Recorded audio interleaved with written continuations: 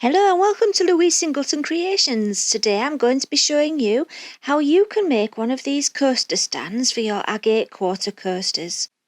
You'll be seeing how with a little bit of cutting and a little bit of bending you can turn one of your epoxy resin coasters into a coaster stand.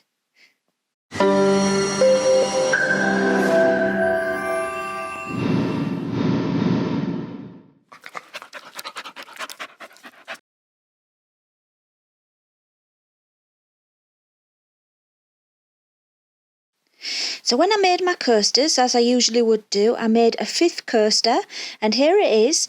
And what I've done is I've checked it all day, and as soon as it was the mould pulled away from the sides of the coaster and I could get it out, that's what I did. And if you can see now, it's still bendy. And when it's bendy like this, it's fairly easy to cut it with a sharp craft knife, and that's what we need to do for this. I made this template so that I knew exactly where I needed to be cutting. Those pink lines show where I need to cut and the other lines are for folding.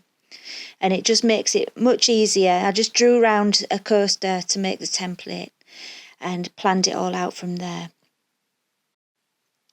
So I've put the template underneath, and that means I can see through it and just cut where the lines are showing me to cut. And first of all, I'm cutting off the tip of the coaster.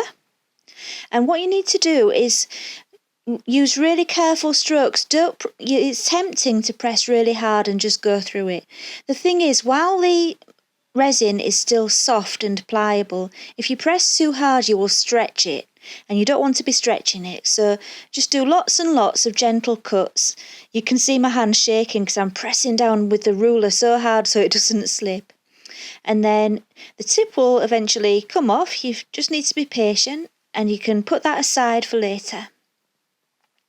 And then you just do exactly the same thing where you saw the pink square on the template. And this bit's a little bit trickier, this cutting, but if you just persist with it and do it slowly, don't be in a rush, it will come out nice and neatly.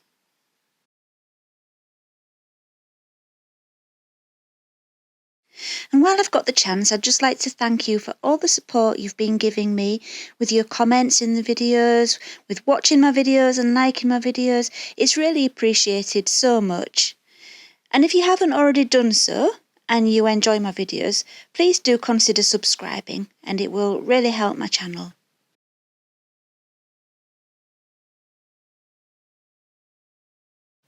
So all the cutting out's completed, and now all we need to do is the folding. And for this bottom line, all I'm doing is scoring it on the back, and make sure it is the back. I did mine the wrong way around.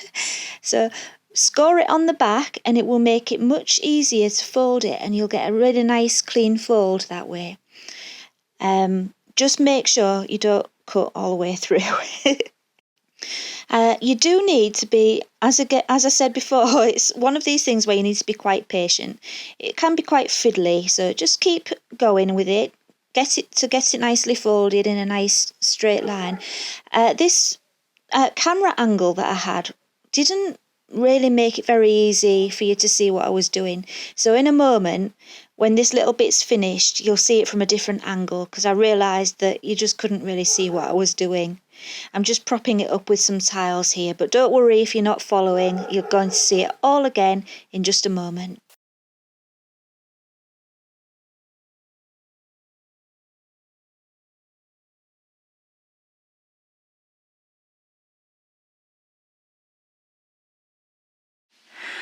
Okay then, so last night I filmed the process of cutting out this bit and cutting off the end, and then I also filmed the process of bending it and getting it set into position so that it would stay bent. But the problem was it was late and I was tired, the lighting was bad, and by the time I'd finished faffing around and getting it into position, because I was tired and it was late and I was trying to do everything under the camera in a specific position, it looked much more difficult than it was, and it didn't come across well in the footage that I got. So what I decided to do was to show you it after it had set, just to show you what I did, because it's easier for me to show you this way from a different camera angle in the daylight and when I'm not half asleep. So here I am. We're going to pretend that this is still bendy like it was last night. And what I did was I put it down on my tile, I bent it and pressed it up against a pile of tiles. I've taped them together to keep them in position, but then I realised I needed an extra one.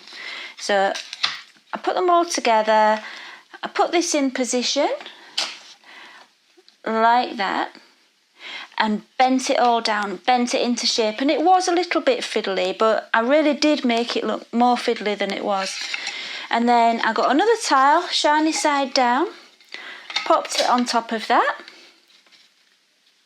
and then I popped one on top of there, and I took my clamps and I clamped it all in position. And then by the time I got up this morning, it was all ready. It was cured and it was in the shape that I wanted it to be. So that's all I did, clamped it all together. If you don't have any clamps, put something heavy on here and it just keeps it in position. And then in the morning when you get up, it will be like that. So that's an easier way of me showing you, I think. So I hope you understand the reason why I did that. I was quite embarrassed by the footage that I got last night. It was terrible because it was all done from above, and from above you really can't see exactly what's going on. So I'm showing you it in a different way. Now that's done. What I also did, whilst it was all still bendy, was the piece that I cut from there, I trimmed, so it was in there, I trimmed it down so that it was the right height to form my back piece, like that. And then I stuck the little triangle bit. Do you see? Hang on, bring it closer. There we go. I stuck them together with some, let me get it to show you.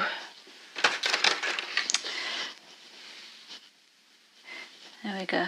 E600 Plus. It's really good, and it didn't smell either, which I was expecting it to smell really bad, but it didn't. So I used that, stuck them all together, and there we have it. So the next step will be, if you need to do any sanding to tidy up the edges. I tried to do a little bit of sanding, which you will have seen on the video so far, but it was too soft at that time, so it's best to wait for it to go hard. And then if there's any edges that just need smoothing, I like to use an emery board just because I get really good control over it that way. Sand any edges, then I'm going to stick that into position, and when it's all stuck in position I can paint the edges of the stand. You know what I did do, which I can't believe I did, well I can believe I did it because when I'm tired I make stupid mistakes. I did it back to front, so the underneath is actually the best side.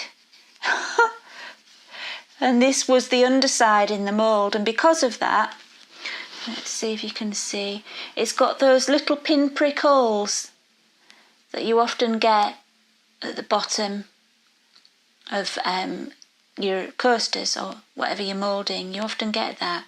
So I think I'm going to do a layer of UV resin on here just to make it nice and smooth and shiny. And when I've finished with my gold edges, I'm going to do this gold and this and this. I'm going to use some UV resin just on the top of there. You don't have to, it's an option. I will use UV resin on there and on there to make that look a lot nicer, a lot smoother, and to protect it, because that's where there's going to be a lot of wear and tear. So, right, next step. Right now I'm gluing it together and I'm using the E6000 again with a little cocktail stick just in the corners where the pieces are going to meet. Now, if you have some UV resin like I do, I would suggest that you also reinforce this on the underside by just giving the underside a coat of UV resin where the pieces touch, and that will reinforce it and give it a little bit more strength. But it's, whenever I mention anything with UV resin, I make sure it's not essential to you. I don't want to cause people to go out and buy things. Just make sure you put plenty of glue on if you haven't got the UV resin. I do like to use it quite a lot, so it does come up in my tutorials from time to time. And now it's glued. I'm using a bronze pen. I was going to use gold, but I changed my mind. I felt that the bronze just looked better with the colours that I'd used, and I'm drawing the bronze on all the edges. Depending on which brand of pen you're using, you might need to use a second coat.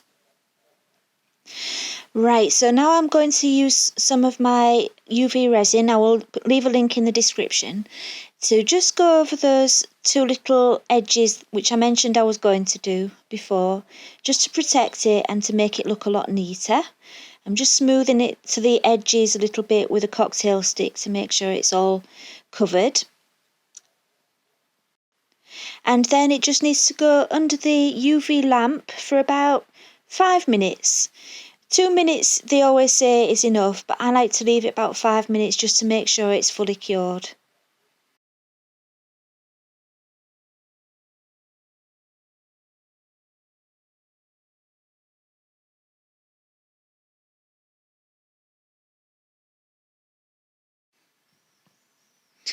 And now I'm just gently running the pen over the edge of the edge, if that makes sense, kind of where the two edges meet. I'm running the pen along so you can see it from the top as well as the side. And it just gives it a nice finish from the top, you can see it, and it just looks nice and smart if you just do that extra line. So that's what I'm doing there. I'll try to give you a link to everything I'm using in this tutorial. I always try to link to everything, but if I do forget anything, just leave a comment and say, where's my link? I need my link. Remind me of what I've forgotten to link to. But everything usually goes in the description box underneath the video.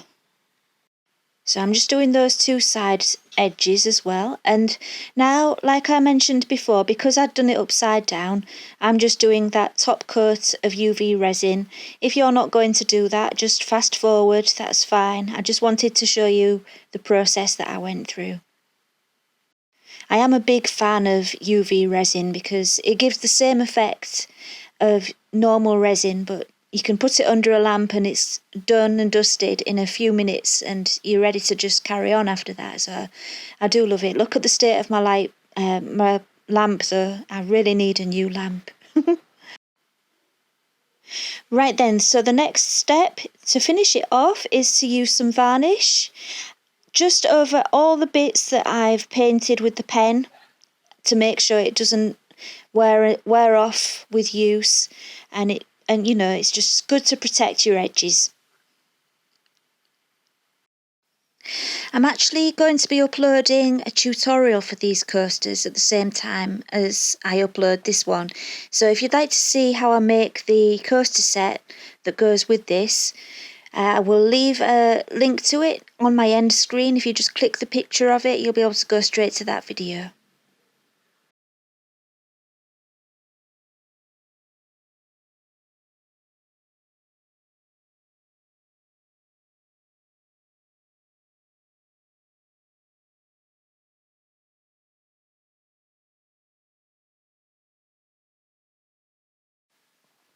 And here we have it all finished.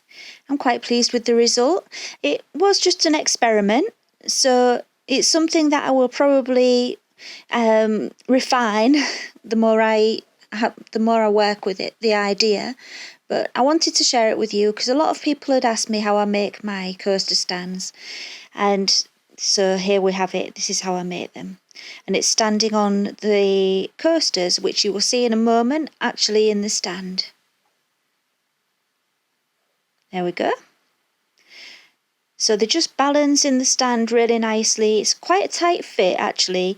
I think really I made my coasters a little bit too thick, because normally I like to have rubber feet on the bottom of my coasters, and it's too snug the way I've made this stand to have the rubber feet on. So I would have to either make the hole in the stand bigger or the coasters thinner if I wanted rubber feet on. But overall, I think it looks really lovely and I'm really pleased with the results. I'd love it if you can let me know in the comments what you think to the idea, and maybe you've got some other ideas of how I could make it work even better. I'm always happy to hear your ideas, because that's how we learn, isn't it? By sharing our ideas with each other.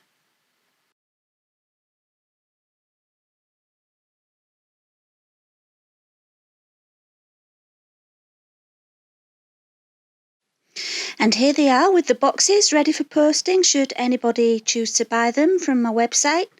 The link to my website will be in the description. If you'd like to support me on Patreon, you will get the template for these boxes, which you can just download. There are also other box templates on there, such as my pyramid box and my jewellery box. You will also get early access to my videos without the advertisements if you would like to join me on Patreon. The link will be in the description. So that's us finished for today. If you would like to watch the coaster tutorial, there is the link in the picture just above on the left, and you can go and see how I made these lovely coasters.